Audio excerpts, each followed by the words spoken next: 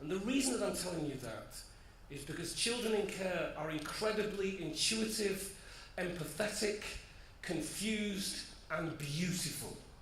Superman was a foster child. Harry Potter was a foster child. Lisbeth Salander, the girl with the dragon tattoo, was a foster child.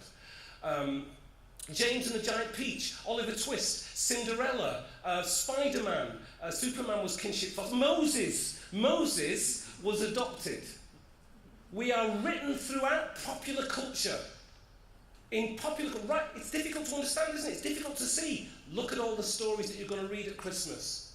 You will find that fostered and adopted children in care are right at the heart of popular culture. So you must ask yourself this question. How did we not see them? How did we not see them? How did we not see that child wanted a simple hug? How did we not see that we didn't congratulate them for not breaking the glass? What are we not seeing? I'm here to wake you up at the beginning of the day, and I want you to be awoken and to be awake and to enjoy the conference. And the poem that I was going to read for you is called, by the way, I've been coming to Liverpool for 30 years. The Liverpool poets, I know them all, but they're also incredibly special men, actually, they're mainly men. But then there's Caroline Duffy, who had anyway, that's another story. This poem that I land on is the one I was going to read about. Are you all right? Are you all right? Are you all right? Great, because it's important to be all right. You know what I mean? It is important. It's crucial, in fact. This poem is... The poem I was going to read about anger is called... am I going to read it? I'm going to read it. It's called This. And I wrote it when I was 16. The man who I wrote about this in the institution, Wood End Assessment Centre, has just been taken to... is just undergoing a police investigation. 8 of the staff have been cautioned, and it came through the simple writing of words in my blog. Not accusing anybody of anything, but saying that I know that there was something wrong with locking up children, calling them a maladjusted, calling it an assessment centre when in fact it was a prison, and it was a dustbin for Wigan Social Services. They know that.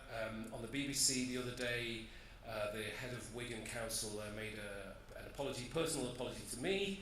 I've just got my files after 30 years, so I can see what was said about me.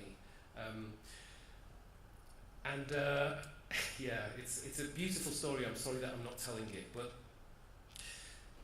so this was for Mr. Wigman, and it's called. Oh, by the way, those days are not over.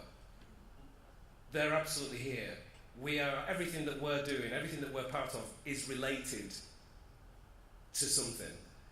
There is a history to the social services.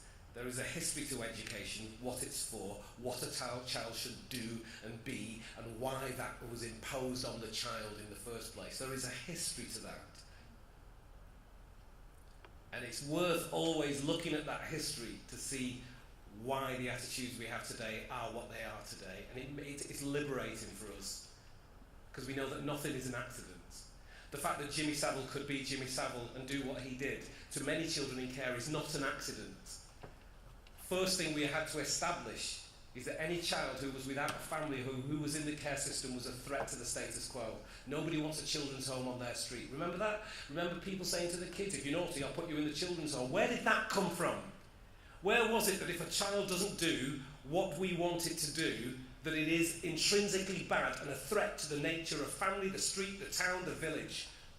If you're naughty, I'll put you in a children's home. Where did that come from? Children go into children's homes because they need help.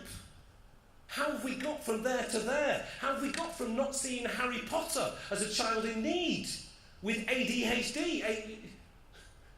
How's that happened? What is not being seen? What is it that should be intuitive to us that has been stolen from us? It's good to ask these questions because it keeps you alive, you know what I mean? Oh, God, the good stuff. Let's get in there. I wish I could be serious. I could be really intelligent if I was serious, couldn't I? Do you know what I mean, though? I could. Do you know what I mean? If I had a thing and a thing.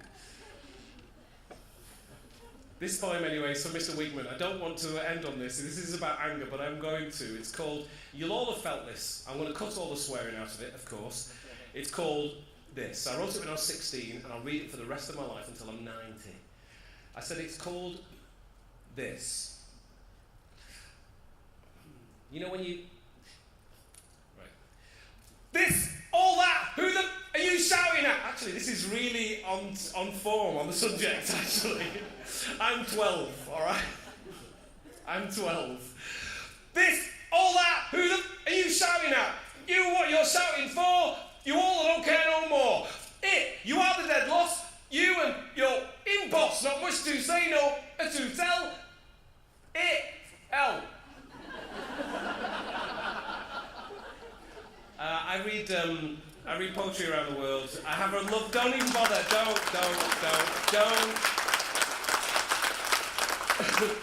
I have a love poem that I want to read one more. Can I? Because I don't want to end on that because it's just not right. It's a love poem, and I'm going to read it because what you don't have, you examine in great detail. And I have love now, I guess. First is to love yourself, which I do every Friday. Sorry, it's not that kind of gig. It's not that kind of gig. But in light of what I just read, I wanted to just read a poem that gets read at a wedding once every couple of weeks somewhere in the world.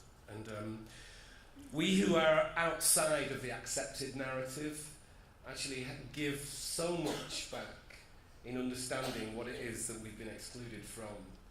And it means that those who've suffered from racism, for example, they're the least likely, or those who understand racism, they're the least likely to be able to give it back to people. They do, by the way. Racism's totally universal. I've travelled around the world, I've seen it. In fact, I think we should all get together and just have one big racism concert, you know what I mean? Just get it out. And group hug. Do you know what I mean? Because then it's nothing under the... Anyway, that's another story, and that's another gig. The poem is... I'm not on drugs, by the way, for anybody who's thinking... And also, I'm not on medication either, just for anybody who's thinking... Pushing your glasses up. Invisible kisses. If there was ever one... And I'd like you to think of somebody that you love. And it could be yourself, and it's all good. Just one person, right in the past somewhere, or right in the present. Somebody who's difficult with, somebody who's good with. If there was ever one whom when you are sleeping, who would wipe your tears when in dreams you were weeping, who would offer you time when others demand, and whose love lay more infinite than grains of sand. If there was ever one to whom you could cry, who would gather each tear and blow it dry, who would offer help on the mountains of time, and who would stop to let each sunset soothe your shades of mind. If there was ever one to whom, when you run, who will push back the clouds so that you're bathed in sun, who would open arms if you would fall, who would show you everything if you lost it all. If there was ever one whom when you achieve was there before the dream and even then believed, who would clear the air when it's full of loss and count love before cost. If there was ever one who, when you are cold, will summon warm air for your heart to hold, who would make peace in pouring pain and make laughter full in falling rain. If there was ever one who can offer you this and more, who in keyless rooms can see open doors, who in open doors can see open fields, and in open fields see harvests yield, then see only my face in the reflection of these tides through the clear water beyond the river's side. All I can send is love. And all that this is, a poem and a necklace of invisible kisses.